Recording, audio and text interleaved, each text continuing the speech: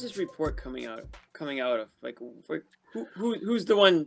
Well, rarely does it happen this way, right? Well, you had Amick at first. The other one is Matt Moore. And Keith too. But like what I'm saying is like who are they talking to? Are they talking to Bill Duffy, like Aaron Gordon's agent? Like, I mean, I can't imagine it benefits Danny Ainge or anyone on the Celtics side to leak that information. I don't know why it would benefit. I would guess it's the Orlando's camp putting this out. I assume it's Orlando's, and it might not even be real to sweeten the pot to get something else somewhere else. So you say, Boston's got 2 firsts. Who else is coming to the table? You got 3 days here. So absolutely, a lot of this could be misdirection.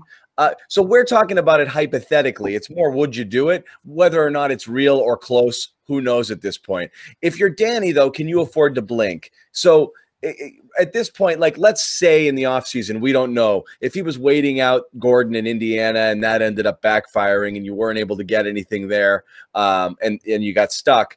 And now you're in a situation where if you do this, you've got it, but you're holding out hope, hoping it's only this. Can he afford to do that? Like, if it's, if you're trying hard to not include a thing, but you know that thing's going to get it done, do you do it? And that could be Romeo or whatever. Who the hell knows what that third piece Romeo. is? Be a player. I'm not saying, you know what I mean, but yeah, I don't think the framework that's being discussed is getting enough value for Smart. The only reason you would trade Marcus Smart is getting enough value for him. And I don't think this is it, especially if you're taking money back on. If you have to flip a guy like Tristan Thompson to make this work, it's just too complicated and overdone, I think, for it to clearly be an upgrade for the Celtics. And that's what they have to do with this deal. Drop off the assets that they don't necessarily want to. If you're going straight to the top for this and still holding on to additional picks and young wings on the roster, I'm not sure you're definitively better. Gordon might be a better option in the future, more worthwhile spending your money on, stuff like that. But you're losing your top playmaker, your top defender right now, and a volume shooter. And that's the big difference right now when we compare these two as shooters, Gordon and Smart. Smart's willing to take 11 to 15 threes a game off the dribble, and that can be valuable. It can be on any given night, especially in the playoffs. Like, Gordon's not and I know he did it against Brooklyn on Friday, but he's very rarely going to be a guy who's spotting up, taking 8 to 15 threes and winning a game for you like that. So I think Smart's, if you're just talking 1-for-1 Smart for Gordon, I still think Smart's more valuable in a vacuum. But if you're talking about moving that value to the wing with a bigger body and maybe a guy who could improve his potential here, I guess it might be worth it. But as far as this Fournier, Gordon, Smart, Thompson thing goes, plus 2 first-round picks, I think the Celtics lose that deal. But it's cap gymnastics, and again, this is what's frustrating here is, I know they're hard capped, and you have to find ways to make it work, but this is what this all comes down to at this point, and it might not make you necessarily better, but it's cap gymnastics and looking ahead to the future. Right. Yeah, but Bobby's point, I agree with, is, you bring in a guy like Gordon and let's say you ship out Smart, you're running into the same issue you had when Smart was injured. You have all these guys that don't distribute, they don't play make, and you're asking them to all do something that they don't typically do, or it doesn't make them great. So it's almost like you might make the deal for one reason and it might help you in one way, but then maybe it hurts you in another way. I mean, I don't, when I look at Brown, Tatum, and Smart, it's very obvious to me that something is not clicking with these guys. I mean, they're all like thinly veiled, like calling each other out or something over the last week. Like, everyone needs to step up and take responsibility and all this stuff. It's like, it hasn't worked over the last couple of years. I don't know if it's just going to click with them. So maybe a shakeup like that is what they need. Again, I don't know if it makes sense from the X's and O's standpoint and, how everyone fits with each other on the court. But from a personality standpoint, maybe this is the type of a little shakeup that they need to get the ball rolling in the other direction. That's the only reason I can think Smart would be included. Sam Amick just kind of doubled down on Matt Moore's report, as was first reported. And he's saying, again, the way this is structured, as Bobby said, was going to be complex with multiple teams and multiple deals to make it work, because you can't really do what they're proposing to do, but it would involve Smart going over and it would involve Fournier coming here. So again, that's in the full exception. So that could make it more enticing if you bring in a point guard probably worse than Smart through some third team. You start to think about this a little bit more, and the Magic are probably happier bringing in whatever fits in for Gordon's spot, because Smart's a wing, but he's really a guard. I don't think he'd be filling like a regular wing spot for them. So I don't know if Denver would get involved with some of the pieces they have to give up to various players here. I know they have a backup point guard that would probably help the Celtics a little bit, wings that they're willing to give up on the Orlando side, and they've been involved in these conversations. The key right now is Portland, because I think if Portland gives up Gary Trent, this is done. They're not saying, I mean, right now, and again, Amex says it, and I know this was what Matt Moore reported as well.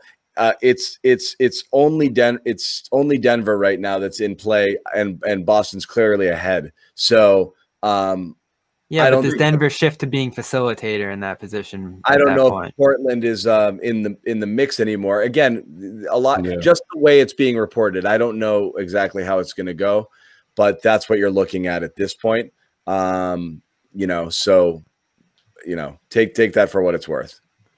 I'll say this from Orlando, man. Like, there's so many options that it's just like doesn't really, like, when you're talking about someone like Marcus Smart, you're just like, yeah, Gordon's probably the best. He's the best piece out of that group. But after that, I think it's maybe not a significant drop off, but like, who's really excited about those pieces? Well, why does everybody hate Fournier? He's been to 2 straight postseasons and did absolutely nothing. In both I know, of them. but I mean, I think people are sleeping on like his numbers. And again, I know you're doing it on a bad team, but like, you realize he's averaging 19 points a game, and last year he averaged 8. Like, this is a double-digit scorer. I mean, it's not, you're not grabbing a guy who's a back end of the rotation bench fodder. I mean, it is a legitimate, 30 minutes a game. He's averaging 19 points, 45% field goal, 38 from 3. This is not bad. I mean, it's worse than Smart though, isn't it? What's that? It's worse than Smart, because that's effectively what he would become on this team. Well, all of a sudden now you have 4 wings and a couple. I mean, but then he's gone, right? Yeah, I'm saying just this year, your lineup becomes completely different now, where all of a sudden you've got 6'6", 6'7", 6'8", all over the court all the time, which again, the style that they like to play. You do theoretically have a bit more spacing, because at least it's Fournier over Semi Ojeleye. You have bench scoring, you have other things. You lose your facilitator. That's a problem. So this is how people have to think about that too. And I think you do have a point there, John, is that in this trade, you would effectively be trading Tristan for Fournier, which I think people could live with. And then Smart for Gordon, which people might have a tougher time living with. But those two trade-offs could effectively make you better. Yeah. Those are the trade-offs. And then you don't have to worry about Tristan next year, and you don't really want to deal with that. And you might use that money to re-sign other people. So it's not just what you do now. It's what it allows you to keep down the road. So I think there are a lot of pieces involved here, which is why it's a complicated deal. But you're right. At the end of the day, people are just going to look at it and be like, we gave up Smart, and that's going to – look, we talked about this yesterday. You do a trade – it's going to hurt a little. So in order to get somebody, it's not like I said, Jimmy. This would get so weird cap-wise. I've been joking all year. You're not just sliding a piece of paper across the table and say, here you go, give me a player for this money, for this piece of paper that says 28.4 on it. Here? This is IOU. Okay. It's going to hurt. And Smart, that's going to hurt a lot of people. And I don't know if it makes you better. And now everyone's going to debate Collins versus Gordon, and we did that, are there other, if you're going to give up Smart, is Gordon the best you can get there? It seems like the Celtics are fixated on him. We went through it yesterday. I like your Lonzo Ball idea. I like that one. I mean, that's my favorite one. And I would do that like that. And I would extend him before I would extend Gordon, but that's me. But I don't know. What do you guys think? Like, if you're paying this premium now, if it's a couple of picks and Smart, and you think that could get you a different guy, is Gordon the guy you want? I'm just not crazy about it. I like the idea of pairing those guys together, Yeah. Again, there's another tier of talented players that I think Marcus Smart could be a centerpiece of a package deal along with those picks, But, it's like what you said. Danny's up against it because next year, that contract gets a little hard to trade. I mean, I guess it all depends on who you're trading for and which team is willing to take on an expiring deal. But yeah, well, Gordon's going at this point. He's demanded the trade. and he's going somewhere. So this is your shot to get him if you want him effectively. I don't think there's any way they take him back in. In fact, he's probably played his last game with Orlando after the events of today. So he's going somewhere. It's just going to be, is it you? Are you going to be able to hold this out and get the price that you want? And I do think what works in Boston's favor is if Orlando's trading into the TPE, they get to cut all that money outright. And I think that's an advantage for a team like Orlando. Like, do they want to take back Smart and Thompson and do all this stuff? Not ideally, I don't think. And so, like, what's the benefit there for them? So we ask who this comes from. I don't know if it's from Orlando. It might be from Gordon, who wants to get out of there and wants to get to Boston, which could be an advantage for the Celtics too. I don't know. Gordon, that'd be pretty high level GMing from Gordon to be able to put this together and throw out the rumor and like do all the cap math, you know, like it's a pretty sophisticated. This is what still makes no sense for me, because this would effectively be Gordon for 2 firsts, Thompson for maybe like a second and a second deal, and then Smart for Fournier, which I think the NBA looks at that and it's like, what are you guys doing here? Like, I think you're going to need a third team.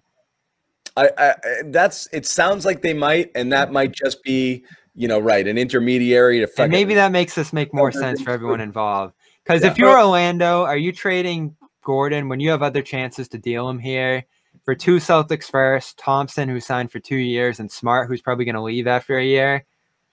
It's not ideal. I think this is your best. I think this is your best shot to trade Gordon now for them. So I think their best offer they're going to get is going to be here at the deadline versus in the offseason. And I think that's why they're looking to do it, which is you got it. We talked about teams suffering from paralysis, you know, like they would have to do nothing and then just kind of wait and see if something better comes along, unless somebody has a gun to your head, you know, and that's where you end up getting cornered.